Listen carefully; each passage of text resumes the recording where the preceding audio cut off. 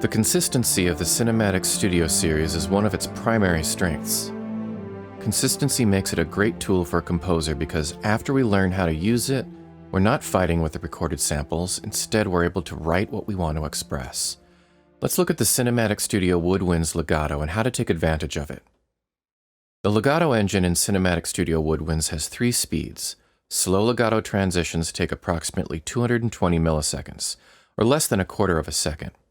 Medium legato transitions take approximately 130 milliseconds, and fast legato transitions take approximately 90 milliseconds, or less than a tenth of a second.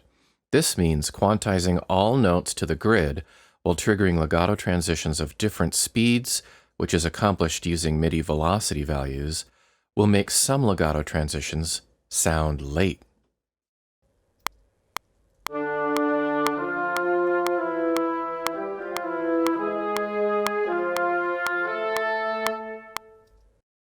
Those last 2 notes definitely sound late. They use the slowest legato transitions, so they will need to start earlier. Did you notice how the 3 notes with the highest velocity level sounded almost on time? We can get them on time with 2 changes. First, let's change our whole track's Midi pre-delay. We do this because the manual recommends a pre-delay of 60 milliseconds for shorts, and while it doesn't indicate to do the same for longs, most people tend to use it for both. Because the fastest legato transitions take a total of 90 seconds, and we've already moved the whole track earlier by 60 milliseconds, we only need to move these notes another 30 milliseconds earlier.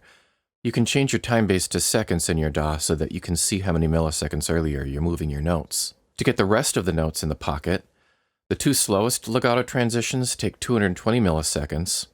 My track delay was already 60 milliseconds, so I only need to move those ahead 160 milliseconds.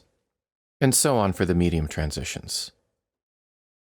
At this point, you might be thinking, what are some ways to move all my note starts systematically? If your tempo is already determined, you can select all the notes within a given velocity range and pull those start notes back the required amount. There are tools that will do this for you as well. They can detect the velocity of the notes and move the start time a predetermined number of milliseconds. Some people prefer to work more intuitively and either play them in early, which requires a bit of practice, or just nudge them by hand until they sound right, without getting into the exact math or counting milliseconds. The way you choose to accomplish this is up to you, but here's the same passage with the notes on time.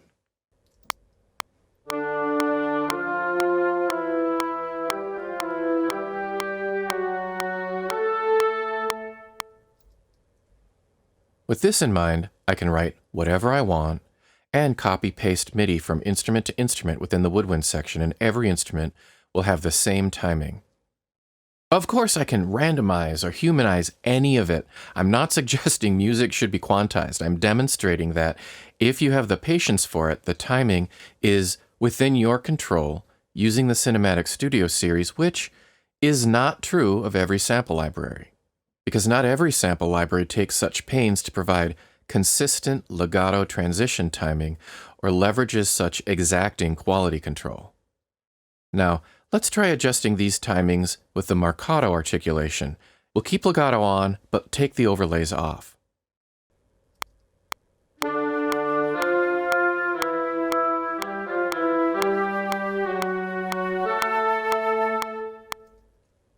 But if we put it right back on the grid again, continuing to use our negative 60 milliseconds pre-delay,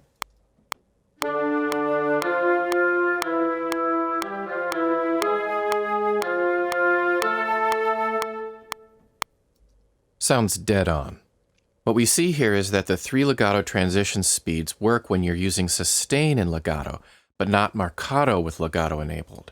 Using Marcato, every velocity triggers the same legato transition speed. In fact, for the woodwinds, which work differently from the strings in this respect, the velocity of the Marcato does not affect the sound at all.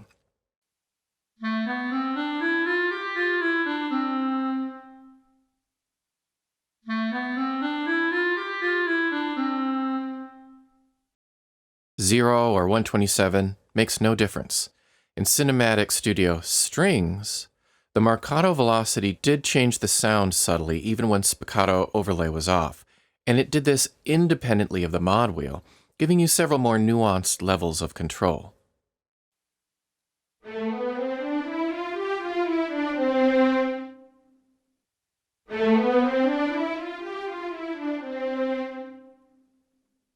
In CSW, the velocity has no effect, unless the overlay is on, in which case it controls only the overlay, never the legato speed.